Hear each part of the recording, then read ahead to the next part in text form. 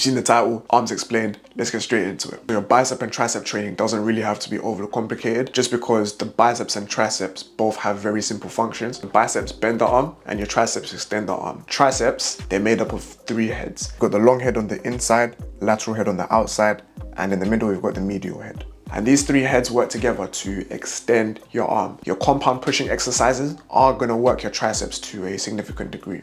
So for example, dips, bench press, or overhead press. A quick thing to note, when you're doing your bench press, you can move your arms to a slightly narrower grip than your traditional barbell bench press. This will shift some of the emphasis from the chest towards your triceps. You can also do the same with dumbbells by having them at a neutral grip. However, for compound pushing exercises, your triceps will only be secondary movers. So if you do want to target them specifically, it will be worth having at least 2 pure arm extension exercises per week with 3 to 4 hard sets each, assuming you're also doing 3 to 6 compound pushing exercises on top of this. I recommend having at least one of them being an overhead movement. When you have your shoulder in a flex position, it does start to emphasize the long head of the tricep a bit more. The long head of the tricep is the only head that gets a little less work than other heads on compound pushing exercises. It's also the biggest, meatiest part of the arm, so it contributes the most to having your arm looking big in a relaxed state from the side.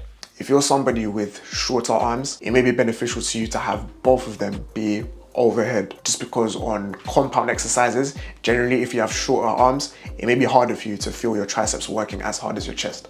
Bicep is made up of 2 heads. You've got the short head on the inside and you've got the long head on the outside.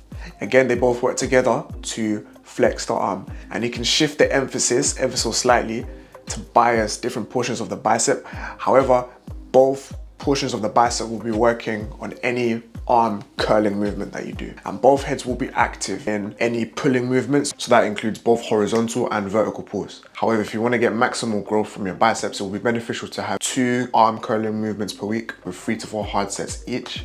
This is assuming you're also doing 3 to 6 pulling movements per week, so that's including vertical and horizontal pulls as well. And that combination of exercises should lead to you growing your biceps. That's enough waffling. We're gonna start off with my favorite tricep exercise, the lying tricep extension.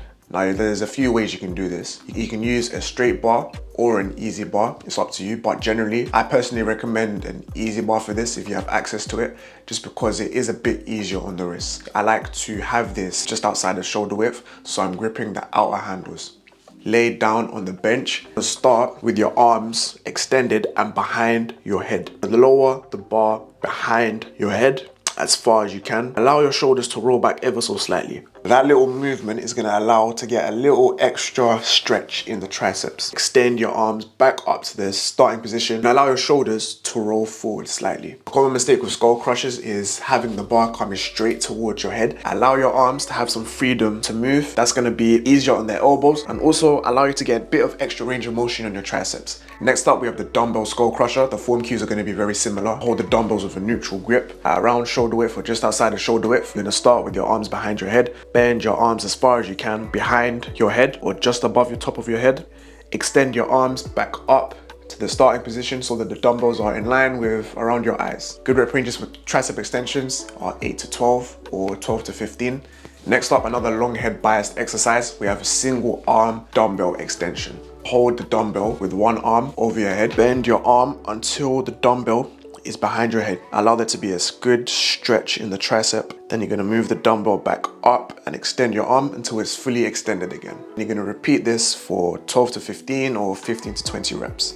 Right, this is the last long head biased exercise I'm gonna go through, the overhead cable tricep extensions. Set the cable to a level that's just above your head. Then you wanna attach a rope. You can use 2D handles as a replacement for a rope or a straight bar, but generally I recommend the rope just because it allows for freedom of movement of your hands. You're gonna select an appropriate weight and you're gonna lean forward with the weight so that you're facing the floor. Extend your arms forward and out. Lower the weight back under control. Repeat this for 12 to 15 or 15 to 20 reps. The final tricep exercise is just a standard cable push down. Yeah, this isn't necessarily a long head biased exercise, but it's still a good traditional builder of the triceps. You're gonna set the cable above your head, attach whatever attachment you prefer. Lean forward ever so slightly. Start with your arms in a fully flexed position and push the rope straight down. And again, you're gonna raise it under control and repeat this for 12 to 15 or 15 to 20 reps. So next for the biceps, we've got the basic barbell curl. Again, you can use an easy bar. It's gonna have a semi-neutral position. This is gonna be easier on your wrists. Easy bar or straight bar, it's up to you. You're gonna start holding the bar at around shoulder width. Keep your elbows close to your side. Curl the bar up towards your upper chest. Your shoulders might move forward ever so slightly, since your biceps do contribute slightly to shoulder flexion. But make sure you're not excessively moving your shoulders and turning this into a front delt exercise. And once you get your arms to the top, remember they must be fully flexed for it to count as a rep. You're gonna lower it under control until your arms are fully extended. For it to be a full rep, your arms must start from a fully extended position and finished in a fully flexed position. We don't want any half reps, these don't count. You're not getting the full benefit of the exercise here. Finally, another common mistake is choosing excessive weight and swinging the weight excessively. This will start to put too much stress on your lower back. Try and maintain as much strictness in your back as possible, keeping it straight. A little bit of cheating on the last 1 or 2 reps isn't a big deal, but stay strict as possible for the majority of the set. Good rep ranges for these, 8 to 12 or 12 to 15. You can do a very similar movement with dumbbells as well. Start with the dumbbells at a neutral grip. Curl your arm up towards your shoulder. Again, keeping the shoulder movement to a minimum. Turn your hand so that it starts to face the ceiling on your way up.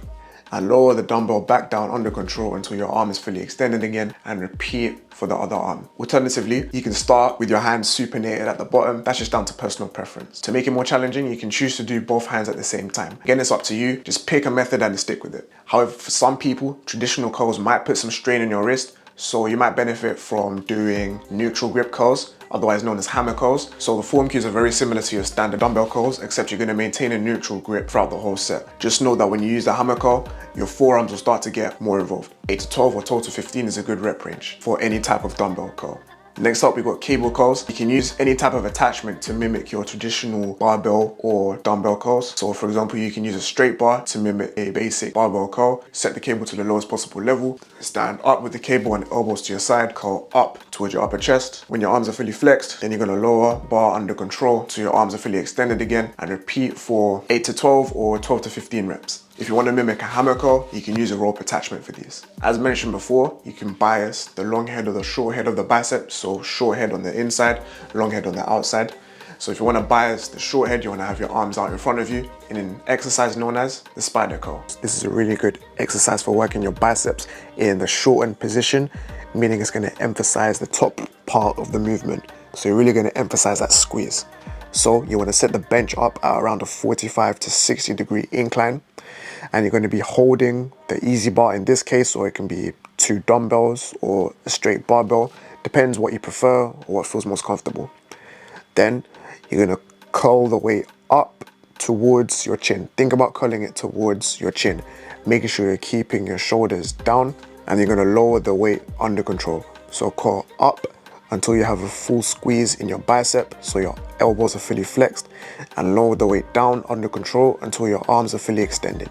Then you're going to repeat this for the desired number of reps. An example of an exercise to bias the long head is the incline curl. Set the bench up at roughly a 60 degree incline, holding the dumbbells with a supinated grip, so your palms facing forward. You should already feel a stretch in your bicep. Your arms should also be slightly behind you. You're going to keep your feet firmly planted on the floor, keep your elbows towards your side, and you're going to curl the dumbbells up towards your shoulders. Again, there might be a little bit of shoulder movement just naturally, but just make sure it's not excessive.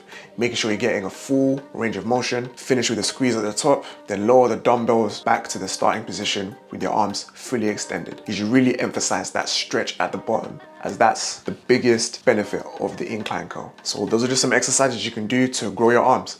That concludes this video. Hope you found that useful. Again, you don't have to use every single exercise on here. Make sure to like, subscribe with our YouTube stuff in a bit.